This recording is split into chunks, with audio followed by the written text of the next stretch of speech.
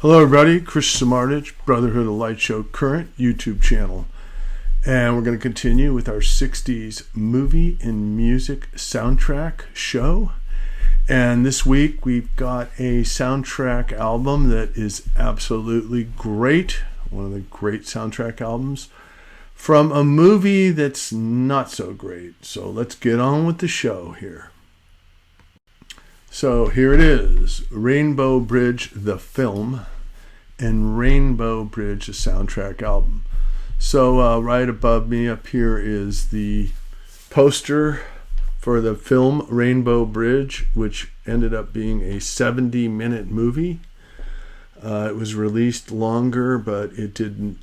They cut it down for the home video use and the DVD and Blu-ray. So now the album is up here, and it is Rainbow Bridge with Jimi Hendrix there, and it's an excellent album. And the question is, why did they make a soundtrack album instead of just a regular album? Now, the other picture here is Jimi Hendrix Experience Live in Maui, which has been released 50 years later from the original, and it is a different product. It's a much longer musical album. It's live from Maui, and it's recorded from the concert that we're going to view, and it is two 50-minute sets, and it comes in a box set, and it's a really nice package that they've released. But I'm going to move on to the reason why they made the soundtrack. So here are the first three Jimi Hendrix albums. Are You Experienced, Axe as Bold as Love, and Electric Ladyland, which is a double album. And Jimi Hendrix spent hours and hours in the studio doing Electric Ladyland, which is a masterpiece. And so in 1969, he released Smash Hits, and then he was under contract on a bad deal he signed, so he ended up recording Band of Gypsies, which is the one in the middle here on the bottom, and that was a payback to a contract that he signed when he was younger in New York City. And so they released a live album with Buddy Miles and Billy Cox, and was the payback. And then what Hendrix did and his team decided to go into buy a nightclub called the Generation Club, and they decided to remodel it and turn it into a professional recording studio. And so they started, and there was a lot of problems with it, and they ended up recording this album, Cry of Love, which is here and next to me. And Cry of Love ended up being his final studio, more or less his final studio regular album under contract. So let's get into the studio next. So here is Michael Jeffries, and here is Jimi Hendrix over on the left here, and there is the studio they bought back then, all run down, and they ended up remodeling it here, as you can see, and there they are when they finally finished it. And here's the front door of Electric Ladyland Studios. There's a story behind it, and so we're going to get into that next. So Hendrix did about 150 shows in 68, and in 69 he did about 50, and 70 he did about 50 or 60 shows, give or take. And he was playing all over, and he was selling out everywhere, and he was making more money than anybody else in the business. He was the number one guy. He was playing all these huge festivals, Woodstock, Atlanta Pop. He was making all kinds of money playing live. Back then, there was a lot of cash. They didn't have credit cards. There wasn't Ticketmaster, any of that stuff. So we ended up, I'm sure that Michael Jeffries was taking cash and putting it in the bank offshore because he was an English guy and Hendrix was an American, and who knows. But they started to do that studio that I just showed in the last pictures, and they ran out of money, supposedly. So they had to contract to finish Cry of Love, or whatever you want to call it, the next record. But Michael Jeffries came up with the idea, let's make a movie and let's make a soundtrack album. And so Warner Brothers gave him $450,000 for the project. And they were able to continue to finance Electric Lady Studios, and there was all kinds of problems, like it flooded and they had to dig it out and they had to build sub pumps, and I mean it was a major project. And according to Wikipedia, it ended up costing $1 million, which was just a phenomenal amount of money back in '69 or '68. But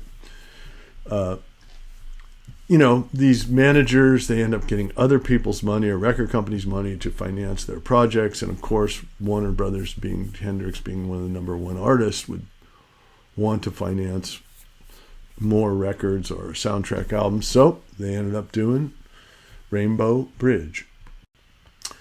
So they end up getting this guy, Chuck Wynn. There he is on the left in the white outfit with Andy Warhol. And he had worked on films with Andy. And he ended up getting him as the so-called director, writer. And then they ended up getting this Pat Hartley, the girl on the right here. And she was, I guess you could call her the star in the movie. Unfortunately, it's a film with 16 millimeter film, and there was obviously no script. And so they basically just went and filmed this trip going to Hawaii with Pat and Chuck. And then it's kind of like a travelogue, but it's kind of cool. We'll get into talking about it next. So the idea was, it was kind of like the Endless Summer, which is a famous surf movie. And there's Jimi Hendrix and Brian Jones with the artwork from Endless Summer. And so the idea was we're going to be this Endless Summer of Jimi Hendrix style movie, kind of a copy of that. Anyway, they filmed this stuff, and so it is a time capsule into what it was like in the 70s. It starts off in San Diego, and they end up going to, they run into the Jesus freaks, hippies that are preaching God, and they end up, the cops shaking them down, and they end up going to Honolulu and these tourist spots, and, and it's kind of, I have a copy of it that was made from Rhino Records on VHS, and it was really a murky copy. And we'll see if, I'm hoping that the Blu-ray and DVD of the movie itself, Rainbow Bridge, is much better quality. I don't have a copy of it right now, but we'll check it out on this next slide. So here it is up in the left-hand corner. That is the DVD, the cover. And there's Pat from the movie on the left, and she ends up going on this journey. And so you get this glimpse into what it was like living back then. And then she ends up hooking up with these surfers in Maui on the next sequence. So here's the back of the album cover, and these photographs of surfers are similar to what you see in the film, and there's the fold out, the gatefold of Rainbow Bridge, the album, and Haleakala Crater. They filmed some stuff up there. And the surfers end up smuggling some kind of substance like hash in their surfboards, and the script is just undescript. And they just show a bunch of surfers surfing the song Easy Rider. Now, Easy Rider is in the movie, but it's not on the soundtrack, the song Easy Rider. And I think it's one of his best songs from that time period, but it's on Cry of Love. Anyway, so there's a whole surfer sequence, and then the next sequence we'll get to next here. So Pat ends up going up to Seabury Hall, or Seabury is now a campus. You can see the picture of the entrance, and there's the actual hall, and it's up on above Makawao, and what happens here is she arrives, and there's kind of the Zen hippie community, and they're doing Tai Chi, and but she's also doing some hard drugs, and they're smoking weed, and they kind of have the gurus and stuff like that.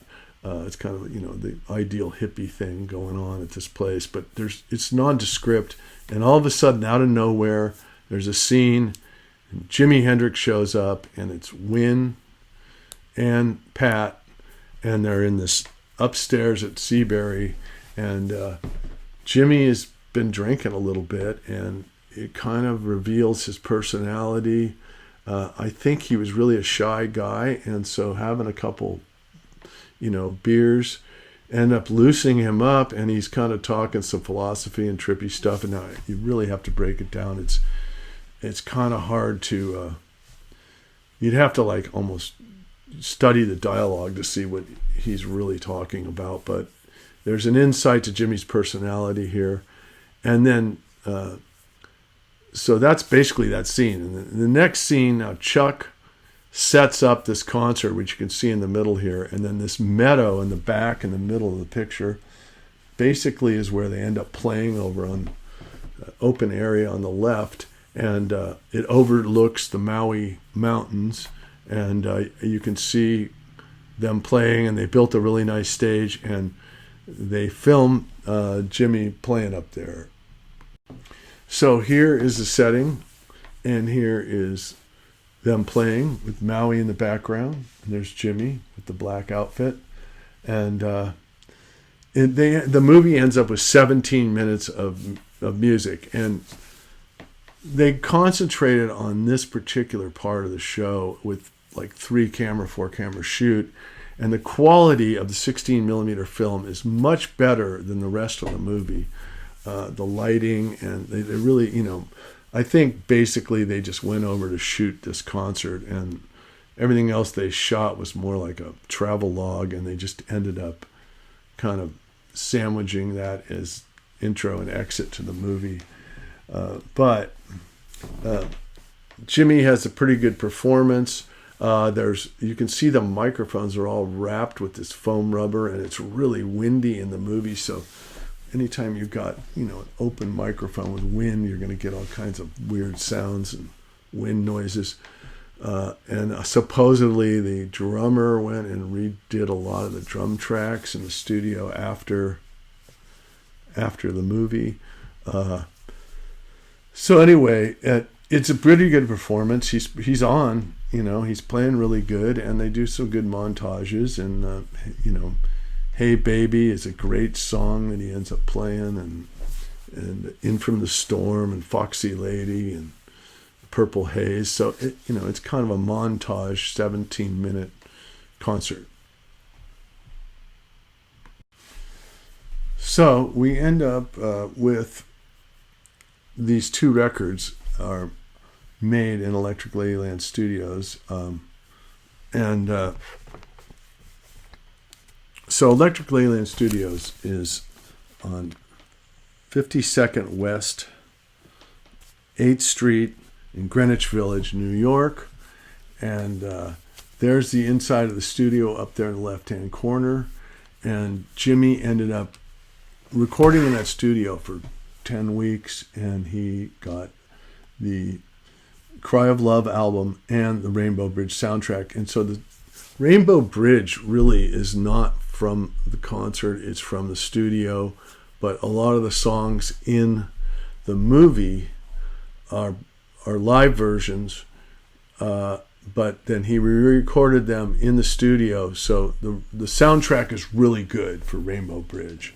It's not a bad soundtrack, like the movie has all this live stuff, and it's not as good because it's live, and they're playing outdoors and all this stuff.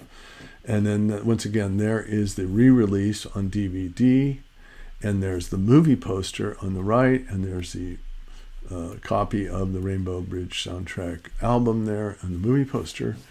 And there is the concert up there in the afternoon up in above Makawao, above the Seabury Music Hall, up in the cow pastures up there.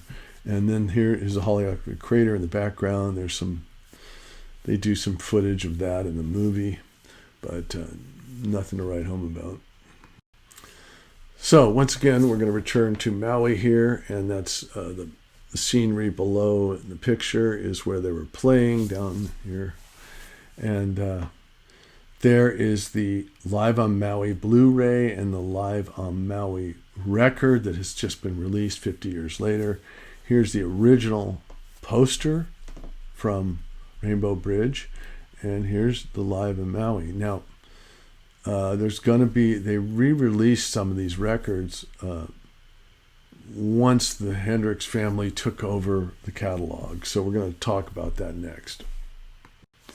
So we've got Cry of Love on the bottom left and Rainbow Bridge on the right. The original albums, which were recorded in Electric Lady Studio, and Electric Lady Studio, Hendrix finally finished it, and it was his grand opening in August 26, 1970, and he ended up having a party after recording these records there, and they weren't even mixed yet, I don't think, and he ended up, or they were partially mixed, he ended up going to the Isle of Wight and doing that concert and doing a European tour, and then ended up tragically dying in London shortly after that. So he never was able to go back and enjoy the studio. Now this studio has been recording records for the past 52 years, and 52 years, since 1970 when it opened. So we've had David Bowie and all kinds of stars, Led Zeppelin, all kinds of people recorded in there, Lady Gaga. So it's the state-of-the-art studio. Who wouldn't want to make a record where Jimi Hendrix built the studio? But so this album up here on the left is kind of a combination of the two albums, Rainbow Bridge, Cry of Love, but it doesn't have every song on it, and it's got that long CD format, so it's a CD, right? So it's just not the purest of the two records. When you hear these two records, and I listened to them for 20 years before they came out with these other re-releases, it doesn't have Polly Gap, and it's got some other stuff filling in. And then, of course, this the one where he's in the motorcycle here, the South Delta album is got Polly Gap, and it's got Hear My Train A-Comin', and it's got Star Spangled Banner, but then it has other stuff on it, like All Along the Watchtower. So, I mean, I understand the way they release these records, but they're just not what Hendrix originally recorded and released. They're mixtures. They're still really great, worth picking up, but I advise getting the two originals and hear the pure Hendrix stuff that he did. So anyway, I'm going to sign off for now, but I want you guys to check it out, and we'll revisit more Hendrix down the road. But I think this is one of his, latter albums that really weren't focused on as the Jimi Hendrix studio albums, but I believe these two are pure Jimi Hendrix studio albums. But please subscribe if you like the channel, and we'll see you next time. Signing off.